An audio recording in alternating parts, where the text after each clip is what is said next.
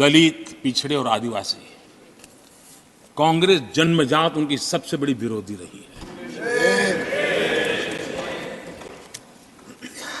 और मैं तो कभी कभी सोचता हूं, अगर बाबा साहब न होते ना, तो शायद कि एससी एसटी को आरक्षण मिलता कि नहीं मिलता, ये भी मेरे मन में सवाल उठता है।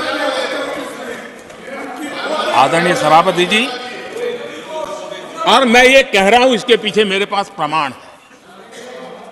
इनकी सोच आज से नहीं, उस समय से ऐसी है, मेरे पास प्रमाण है।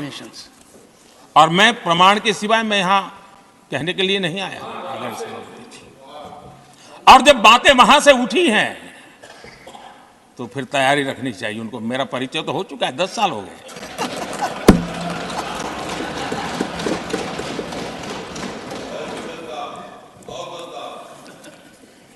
एक बार, और मैं आदरपूर्वक नेहरू जी को इन दिनों ज्यादा याद करता हूं, क्योंकि हमारे साथियों की अपेक्षा रहती है कि जरा उनको तो बोलो, कुछ तो बोल रहा थे। अब देखिए, एक बार नेहरू जी ने एक चिट्ठी लिखी थी, और ये चिट्ठी मुख्यमंत्रियों को लिखी थी। मैं उसका अनुवाद पढ़ रहा हूं। उन्होंने लिखा था, ये देश के प्रधानमंत्री पंडित नेहरू जी द्वारा उस समय के देश के मुख्यमंत्रियों को लिखी गई चिट्ठी है, ऑन रिकॉर्ड है। मैं अनुवाद पढ़ता हूं। मैं किसी भी आरक्षण को पसंद नहीं करता, और खासकर नौकरी में आरक्षण तो कतई नहीं। मैं ऐसे किसी भी कदम के खिलाफ हूं जो अकुशलता को बढ़ावा दे, जो दोयम दर्जे की तरफ ले जाए। ये पंडित नेहरू ने मुख्यमंत्रियों को लिखी हुई चिट्ठी है। पंडित जवाहरलाल नेहरू हे आरक्षण विरोधी होते का? तर चला आपण कुमार केतकर राज्यसभेचे मेंबर आहेत, तर त्यांची प्रतिक्रिया इथं पाहूया. कशाला कोणतंही विधान ते असं याच्यातनं काढून घेतात, कुठच्या तरी संदर्भ न देता.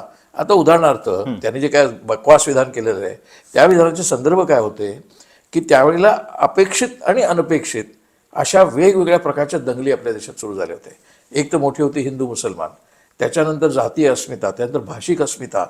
आंध्र प्रदेशच्या मागणीसाठी एका तेलुगू तरुणांनी आत्महत्या केली, म्हणजे तो उपोषणाला बसला आमरण, आणि त्यात मरण पावला. आणि त्याच्यानंतर आंध्र प्रदेश निर्माण झाला. आंध्र प्रदेश निर्माण झालं ते त्या तरुणाच्या मृत्यूमुळे, उपोषणाच्या. त्याच्यानंतर संयुक्त महाराष्ट्राची चळवळ वाढायला लागली. संयुक्त महाराष्ट्र चळवळ वाढते न वाढते तो तामिळनाडूमध्ये द्रमुड कनेत्र कहा नव्हे, म्हणजे करुणानिधींचा पक्ष नव्हे, अण्णादुरईंचा पक्ष, द्रविड कळगमने सुरू केली. त्यावेळेला द्रविड कळगमने अशी भाषा सुरुवात केली की आता आम्हाला वेगळं राष्ट्रपती निर्माण करायचा प्रसंग येईल, द्रविड राष्ट्रपती निर्माण करायचा प्रसंग येईल. आत्ता आपण जरांगे पाटील आणि मराठा वगैरे पाहतोय. जवळकरांनी 1920 साली ते त्या सुमाराला प्रचंड चळवळ सुरू केली ब्राह्मण विरोधी. त्याला अँटी ब्राह्मण मुवमेंट असं त्याचं वर्णन केलं जातं.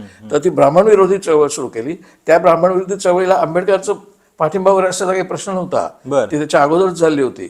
पण तो जातीचा एक आविष्कार आला, आणि त्याच्यामुळे जेधे जवळकर अशी दोन जोडी होती, आणि जेधे नंतर काँग्रेसमध्ये सामील झाले आणि जवळकर तिकडेच राहिले. असा त्याचा तो जातीय संघर्ष झाला.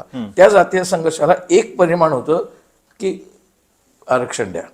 आता त्यावेळेला हा प्रश्न आला की कशाच्या आधारे आरक्षण द्यायचं. काही लोकांच्या म्हणण्याप्रमाणे भाषेच्या आधारे पण द्या, जातीच्या आधारे पण द्या. तर जातीच्या आधारे द्यायचं म्हणजे कसं ठरवणार कोणती जात? आता कित्येक वेळा आपल्या लोकांच्या लक्षात येत नाही. एकच जात आपल्याकडे, ज्याचं नाव बंजारा आहे, ती जात काही ठिकाणी मागासलेली जात म्हणून आहे, काही ठिकाणी ती फॉरवर्ड कास्ट म्हणून आहे, काही ठिकाणी ती सवर्ण, काही ठिकाणी ती दलित आहे. अशा प्रकारे आपल्या जातीची विभागणी झाली आहे. साधारणपणे 3000 जाती आहेत आणि 25,000 पोट जाती आहेत. त्याच्यामुळे अशा प्रकारचे जर संघर्ष सुरू झाले भाषेचे, जातीचे, पोट जातीचे, आणि त्याच्यातनं जर रिझर्वेशन मागायला सुरुवात झाली, तर आपल्याला आत्ताच कुठे स्वातंत्र्य मिळालं आहे. म्हणून ते म्हटले ना, आल्याच त्यांनी पत्र लिहिली मुख्यमंत्र्यांना, त्याच्यात ते म्हटलंय. त्यावेळी त्यांनी असं म्हटलं की आत्ता पहिल्यांदा आपल्याला देश कन्सॉलिडेट करायचा आहे, आणि तो देश कन्सॉलिडेट करताना हे सगळे संघर्ष आपण आता तुर्तच बाजूला ठेवूया. आता अगदी कुठपर्यंत तर 56 सालच्या आंध्र प्रदेशच्या चळवळीपर्यंत. बरं. त्या पार्श्वभूमीवर ते म्हणत होते की आत्ता आरक्षणाचे प्रश्न आपण ताबडतोब घेऊ नका, आत्ता देशाच्या बांधणीचा प्रश्न आहे, कारण अजून 10 वर्ष पण झालेले नाहीत स्वातंत्र्याला. आणि बरं म्हणायचं 10 वर्ष, पण 47 साली स्वातंत्र्य मिळालं तर निवडणुका पहिल्या 52 साली झाल्यात, म्हणजे 4च वर्षांनी 52 4 56. तर त्यावेळेला तुम्ही संघर्ष कोणते करायचे, बरोबर. कोणत्या मुद्द्यांवरती, हा प्रश्न महत्वाचा आहे. अशा त्या कॉन्टेक्स्ट संदर्भामध्ये ते असं म्हणले होते की आता आरक्षणाचे प्रश्न घेऊ नका. त्यांनी सांगितलं की त्याचा आरक्षणाला विरोध होता, असं कुठेच तरी म्हटलेलं नाही की माझा आरक्षणाला विरोध आहे. आता त्याच्यामध्ये नंतर मंडल आयोगानंतर जो ओबीसीचा प्रश्न आला ते त्याच्यात त्यावेळेला नव्हते, कारण ते मंडल आयोगच पुढे 78 साली आलाय, नेहरू गेल्यानंतर 14 वर्षांनी. त्यावेळी मंडल आयोगानंतर ओबीसीचा प्रश्न आला. अजून एक मोदी सांगत नाहीत ते म्हणजे असं, ज्यावेळेला मंडल आयोग आला त्यावेळेला आरएसएसनी जाहीर रस्त्यावर दंगे करून मंडल आयोगाला विरोध केलेला आहे. किंबहुना त्यांची जी रथयात्रा आहे ती मंडलला आव्हान देण्यासाठी म्हणून सुरू झाली की तुम्ही जातींचं बोलतोय, आम्ही धर्माचं बोलतोय, असं करून रथयात्रा सुरू झालेली आहे. कारण ऑगस्टमध्ये मंडल आयोग व्हीपी सिंगांनी जाहीर केला 1990च्या, आणि लगेच ऑक्टोबरमध्ये आडवाणींनी यात्रा सुरू केली. आरएसएसच्या लोकांनी रस्त्यावर येऊन दंगे केले आणि ओबीसी ज्यांना म्हणतात त्यांना मारहाण केली. हे आता सांगतात ओबीसींच्या आरक्षणाबद्दल.